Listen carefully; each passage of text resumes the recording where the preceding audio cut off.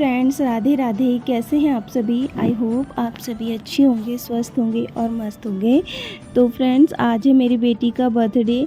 तो बेटी के बर्थडे की तैयारी मैंने दिन से ही शुरू कर दी थी। तो सबसे पहले मैंने मक्खन निकाल लिया था और मक्खन निकालने के बाद मैंने इसे निकाल लिया था जार से बाहर। और इसको सारा मक्खन निकालने के बाद जो इसका बटर मिल्क बच जाता है उसका भी मैंने रीयूज़ कर लिया था, जो मैंने आपको मिनी व्लॉग में भी बताया है। ये मैंने डॉगीज़ की रोटी ली है और उसमें मिला के डॉगीज़ को दे दिया।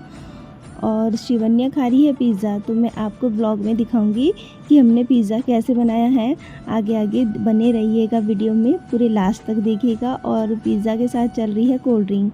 तो ये शिवन्या का लुक है, मतलब इसने जो जो बोला मैंने वो कर दिया। तो इसने बोला मम्मी ऐसे ही श्रृंगार करो मेरा, जैसे आप किसी शादी पार्टी में करते हो अपना। तो इसलिए मैंने इसको शरारा पहनाया और इस तरह से छोटा मोटा श्रृंगार कर दिया। तो बर्थडे के लिए रेडी हो गई थी। मैंने भी तैयारी कर ली थी पिज़्ज़ा की। सारी सब्जियां जितनी भी होती है सब मैंने काट ली थी दिन में ही और धो के साफ़ करके अच्छे से रख ली थी। तो अब मैं मतलब मैदा गूँथ रही हूँ, मैदे से एक डो लगा रही हूँ। और साथ ही मैंने मैदा लिया, उसके अंदर मैंने सबसे पहले डाला दही, जो कि मैंने 4 से 5 चम्मच डाली है। और उसके बाद मैंने बेकिंग सोडा आधी चम्मच, 1 चम्मच भर के बेकिंग पाउडर। और उसके बाद मैंने नमक डाला आधी चम्मच से थोड़ा सा कम। और उसके बाद 1 चम्मच के लगभग मैंने इसमें डाली चीनी। और हल्के हल्के पानी में मैं इसे गूँथ के अच्छे से इसका डो तैयार कर लूँगी। तो आप देखते रहिएगा फ्रेंड्स, किस तरह से ये डो तैयार होगा। और उसके बाद हमारे पिज़्ज़ा भी बहुत अच्छे फूले फूले यमी बनकर तैयार होंगे।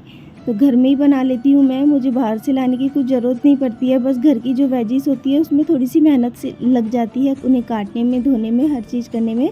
तो वो सब चीज़ तो हम अपने घर में वैसी सिंपल जो वेज बनाते हैं उनके लिए भी करते हैं। तो क्यों ना पिज़्ज़ा के लिए भी इस तरह की तैयारी कर ली जाए। तो सोहन आए थे और केक ला के रख दिया था कि बच्चे सारे रेडी हैं, चलो केक काट लेते हैं। साथ ही मैंने एक पिज़्ज़ा बना लिया था। तो यहाँ पर देखिए पिज़्ज़ा रखा हुआ है और अब आ गए हैं ये केक कटवाने के लिए। तो पहले केक काट लेते हैं, उसके बाद आपको पिज़्ज़ा बनाना दिखाऊंगी कैसे मैंने बनाया है।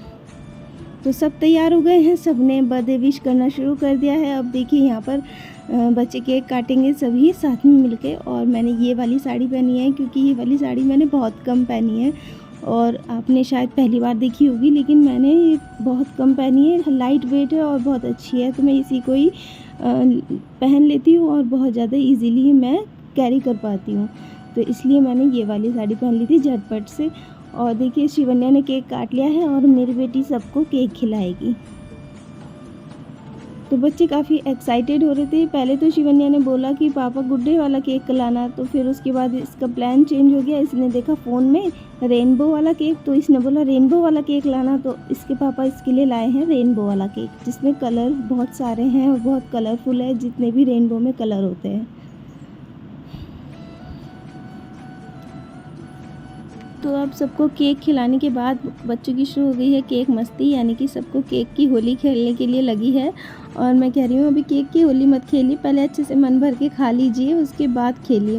लेकिन बच्चे नहीं मानने वाले थे, बच्चे तो अपनी मस्ती में मगन हो रखे थे। तो बस सब ने अपनी अपनी चॉइस के अकॉर्डिंग केक के स्लाइसेस काटे चारों बच्चों ने और खा लिए। और उसके बाद देखिए शारवी लेके खड़ी है गिफ्ट और कह रही है मैं ही दूँगी इसको, तो गिफ्ट मैं ही दूँगी। तो शौर्य को डांस करने की लगी है, बिल्कुल डीजे बज रहा है, डांस करने की लगी है। पैसे तो कभी नहीं करता, आज इसको लगी है डांस की। तो अब शिवन्या को मिल गए हैं 2-2 गिफ्ट और शिवन्या हो गई है बहुत खुश। तो यहाँ पर शिवन्या को सारवी और शौर्य ने दिया है सूट और सलवार का सेट पूरा, जो पंजाबी सूट होता है। और यहाँ पर शिवन्या काफ़ी दिनों से कह रही थी मम्मी मुझे सूट बहुत अच्छा लगता है। अपनी बुआ हर को भी बोलती रहती है कि मम्मी मेरी बुआ मेरा सूट सिल के लाना अपने पास से। और यहाँ पर देखिए इन दोनों ने दे दिया है इसको सूट सलवार, और मतलब ऐसे पैकेट में से निकला था। तो अब सौम्या की बारी, सौम्या ने दिया है इसको मैजिक पेंसिल, जिसमें एक नोक हट जाए तो दूसरी पहले से ही अवेलेबल हो, मतलब उसे शार्प करने की ज़रूरत ना पड़े।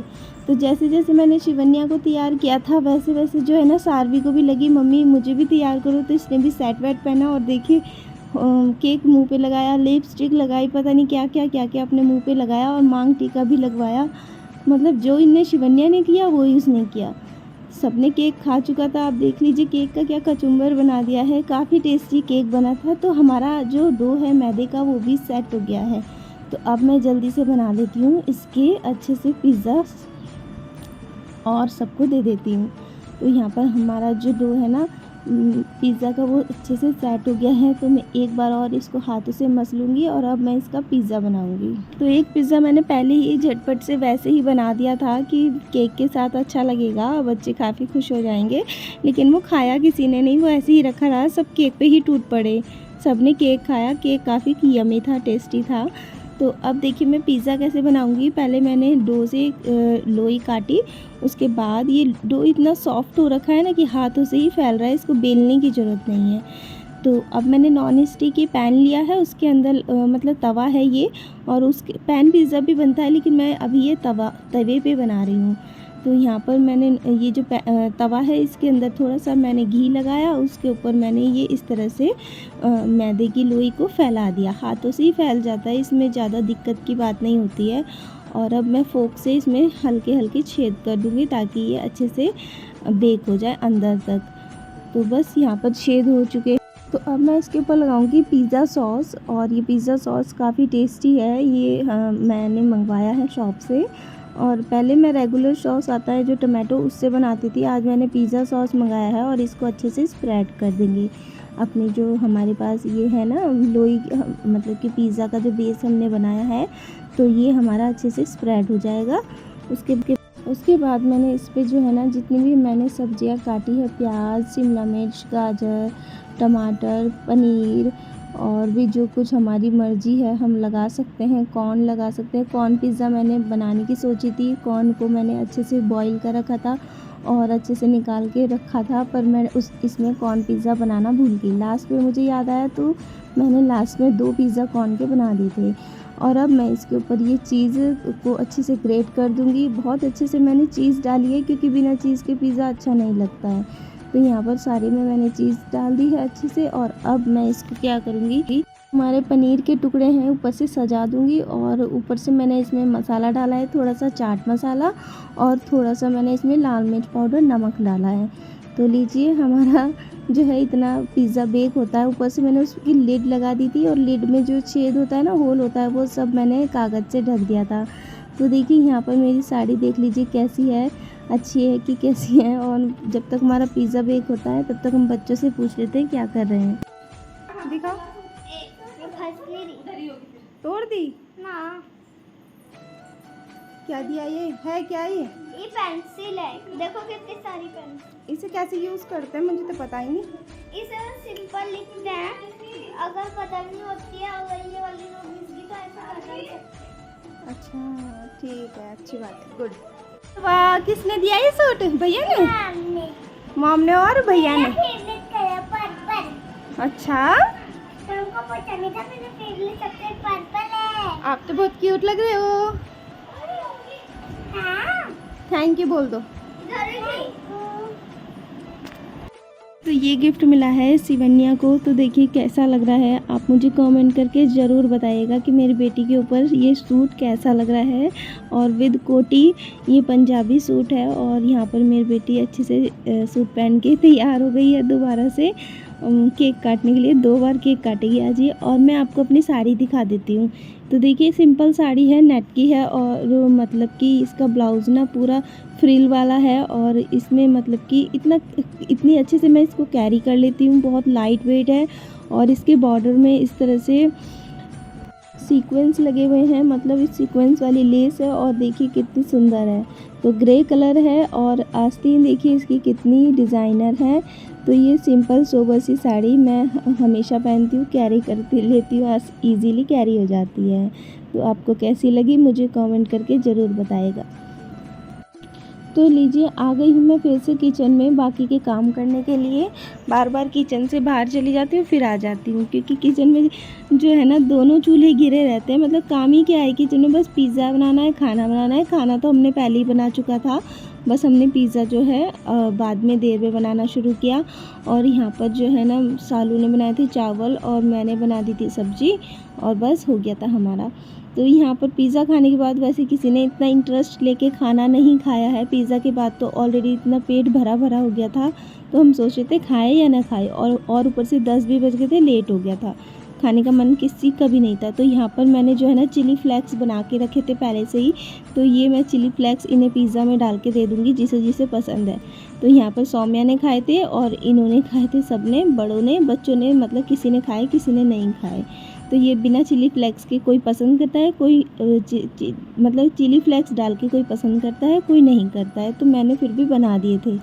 तो ऑरिगेनो जो है ना मेरे पास पहले के पड़े हुए होते हैं, तो ऑरिगेनो मुझे बनाने की ज़रूरत नहीं पड़ी, तो मैंने इस तरह से पिज़्ज़ा पार्टी इनकी कर दी थी। ऐसा नहीं लगा था कि मतलब मम्मी को सब कुछ आता है, मम्मी कुछ बनाती नहीं है, तो मैं बना देती बच्चों के लिए।